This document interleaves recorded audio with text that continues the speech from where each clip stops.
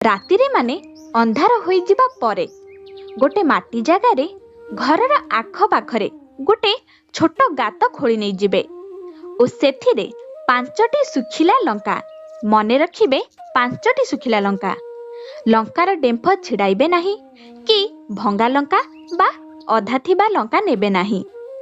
ଆପଣ ପୁରା ସଫା ସିଧା ଭଲ ଲଙ୍କା ଦେଖିକି ନେବେ।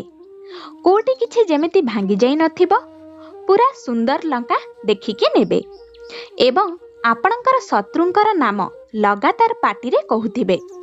ଯିଏ ବି ଶତ୍ରୁ ଥିବେ ଆପଣଙ୍କର, ତାଙ୍କ ନାମ ବାରମ୍ବାର କହୁଥିବେ ଏବଂ ଏହାପରେ ସେହି ଶୁଖିଲା ଲଙ୍କାକୁ ସେହି ଗାତ ଭିତରେ ପୁରାଇ ଦେଇ ମାଟି ପକାଇ ଦେଇ ତାକୁ ଭଲ ଭାବରେ ପୋତିଦେବେ। ବନ୍ଧୁଗଣ, ମଙ୍ଗଳବାର ଦିନ ଓ ଶନିବାର ଦିନ ରାତିରେ ଏହି ଉପାୟ କରିବା ଦ୍ୱାରା